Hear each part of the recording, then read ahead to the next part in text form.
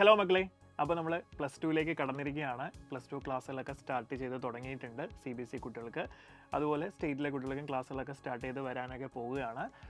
അപ്പോൾ നമ്മൾ +2 എന്ന് പറയുന്ന ഒരു കരിയർ ഡിസൈഡിങ് സ്റ്റേജ് തന്നെയാണ് നമ്മൾക്ക്.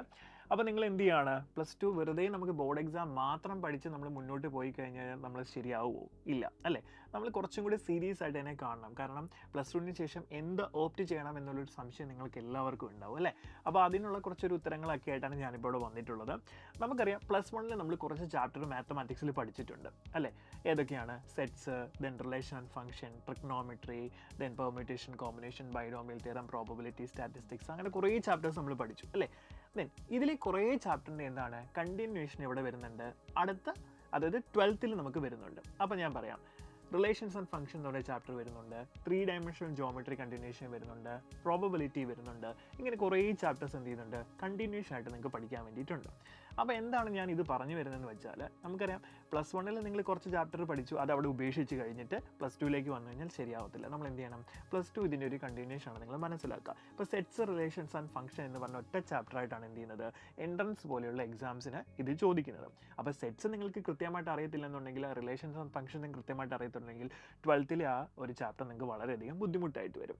അപ്പം നിങ്ങൾ എന്ത് ചെയ്യണം, ഇനി ഞങ്ങൾ +1 കൂടെ പഠിക്കണോ എന്നായിരിക്കും നിങ്ങൾ ചോദിക്കുന്നത്. അങ്ങനെയല്ല, നിങ്ങൾ എൻട്രൻസ് ഓറിയൻറ്റഡ് ആയിട്ട് പഠിക്കാൻ ഉദ്ദേശിക്കുന്ന ഒരു കുട്ടിയാണെന്നുണ്ടെങ്കിൽ, നമ്മുടെ സൂപ്പർ കിങ്സ് ബാച്ചിൽ നമ്മൾ ചെയ്യുന്നത് എന്താണെന്ന് വെച്ചാൽ, നമ്മൾ +2ൻ്റെ ടോപ്പിക്കുകൾ നിങ്ങളെ പഠിപ്പിക്കുന്നതിനൊപ്പം തന്നെ എല്ലാ +1 ടോപ്പിക്കുകളും നമ്മൾ അതിൻ്റെ കൂട്ടത്തിൽ നിങ്ങൾക്ക് എന്ത് ചെയ്യുന്നുണ്ട്, പാരലി ക്ലിയർ ചെയ്ത് പോകുന്നുണ്ട്. ഓക്കെ ആണല്ലോ?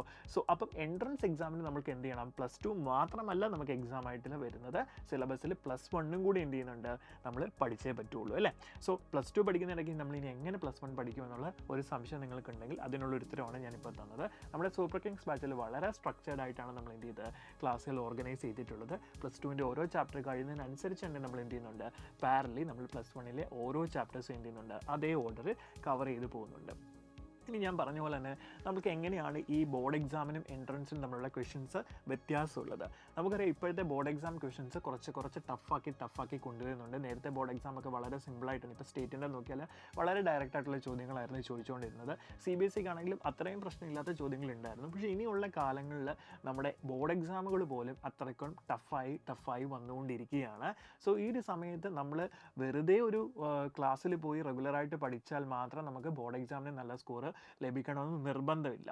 സോ ഒരു എൻട്രൻസ് ഓറിയൻറ്റഡ് ആയിട്ട് നിങ്ങൾ പഠിക്കുകയാണെന്നുണ്ടെങ്കിൽ എൻട്രൻസിൽ നമ്മൾ എല്ലാ ടോപ്പിക്കുകളും കവർ ചെയ്യും. കാരണം ബോർഡ് എക്സാമിന് നമുക്ക് പല ഡിലീറ്റഡ് ടോപ്പിക്കുകളും അല്ലെങ്കിൽ ഫോക്കസ് ഏരിയ എന്ന് പറഞ്ഞ കുറച്ച് കാര്യങ്ങളും നമ്മൾ എന്ത് ചെയ്യുന്നുണ്ട്, സ്ട്രെസ് ചെയ്ത് പഠിച്ചാണ് നമ്മൾ A+A1ലേക്ക് നമ്മൾ പോകാനൊക്കെ തുടങ്ങുന്നത്. പക്ഷേ എൻട്രൻസിന് എന്താണ്, നമുക്ക് എല്ലാ ടോപ്പിക്കുകളും നമ്മൾ പഠിക്കേണ്ടതായിട്ടുണ്ട്. അങ്ങനെ ഡിലീറ്റഡ് എന്ന് പറയുന്ന കാറ്റഗറി ഒന്നുമില്ല. ഡിലീറ്റഡ് എന്ന് പറയുന്നതിൽ നിന്ന് പോലും എന്ത് ചെയ്യുന്നുണ്ട്, എൻട്രൻസിന് ക്വസ്റ്റ്യൻസ് ചോദിക്കുന്നുണ്ട്. സോ എൻട്രൻസ് എക്സാമിന് പ്രിപ്പയർ ചെയ്യുന്ന ഒരാളാണെങ്കിൽ നമുക്ക് ഒരുപാട് ഷോർട്ട് കട്ടുകൾ പഠിക്കേണ്ടതായിട്ടുണ്ട്. ഈ ഡിലീറ്റഡ് ആയിട്ടുള്ള ടോപ്പിക്കുകളൊക്കെ തന്നെ നമ്മൾ എന്ത് ചെയ്യണം, എൻട്രൻസിന് ഫോക്കസ് ചെയ്ത് പഠിക്കണം. സോ ഓൾ ഓവർ നമുക്ക് എന്ത് ചെയ്യാൻ പറ്റും, ആ ചാപ്റ്ററിനകത്ത് എന്തൊക്കെ കാര്യങ്ങൾ ഇമ്പോർട്ടൻ്റ് ആയിട്ട് പഠിക്കണം എന്നുള്ളത് നമുക്ക് കൃത്യമായിട്ട് മനസ്സിലാക്കാൻ പറ്റും നമ്മളിങ്ങനെ ഒരു സ്ട്രക്ചേർഡ് ആയിട്ടുള്ളൊരു കോഴ്സ് നിങ്ങൾ പഠിക്കുകയാണെന്നുണ്ടെങ്കിൽ. സോ നമ്മുടെ സൂപ്പർ കിങ്സ് ബാച്ച് നിങ്ങൾ ജോയിൻ ചെയ്യുകയാണെങ്കിൽ നിങ്ങൾക്ക് ബോർഡ് എക്സാമിനും നല്ല മാർക്ക് വാങ്ങിക്കാനായിട്ട് സാധിക്കും. അത് CBSE സ്റ്റേറ്റ് എന്നൊരു ഡിഫറൻസേ ഇല്ല. നമ്മൾ എല്ലാവരും ഫോക്കസ് ചെയ്ത് തന്നെയാണ് എന്ത് ചെയ്യുന്നത്, ഈ ഒരു കോഴ്സ് എന്ത് ചെയ്തിരിക്കുന്നത്, സ്ട്രക്ചർ ചെയ്തിട്ടുള്ളത്. സോ ബോർഡ് എക്സാമിന് നിങ്ങൾക്ക് നല്ല മാർക്ക് വാങ്ങിക്കാനായിട്ട് സാധിക്കും. ഇതിന് ശേഷം വരുന്ന ഒരുപാട് കോമ്പറ്റേറ്റീവ് എക്സാംസ് ഉണ്ട്. കീം എക്സാം വരുന്നുണ്ട്, അതുപോലെ തന്നെ JEE എക്സാം, പിന്നെ ഒരുപാട് VIT എക്സാമുകൾ, അങ്ങനെ പല എക്സാംസ് ഉണ്ട്. ഈ എക്സാംസിൻ്റെ എല്ലാ കാര്യങ്ങളും നമ്മൾ ഈ ഒരു ചാനലിൽ കൂടെ നിങ്ങളെ അറിയിക്കുന്നതാണ്. സോ +2 കഴിഞ്ഞതിന് ശേഷം ഞാൻ തീരുമാനിക്കാം എന്ന് പറഞ്ഞ് നിങ്ങൾ ഇരിക്കുന്നുണ്ടെങ്കിൽ അത് വലിയൊരു അബദ്ധം തന്നെയാണ്. സോ ഇപ്പം മുതലേ നിങ്ങൾ സ്റ്റാർട്ട് ചെയ്താൽ നിങ്ങളുടെ ലക്ഷ്യസ്ഥാനത്ത് നിങ്ങൾക്ക് എത്താനായിട്ട് സാധിക്കുന്നതാണ്. സോ എല്ലാവരും തന്നെ നന്നായിട്ട് തന്നെ പ്രിപ്പയർ ചെയ്യുക. All the best.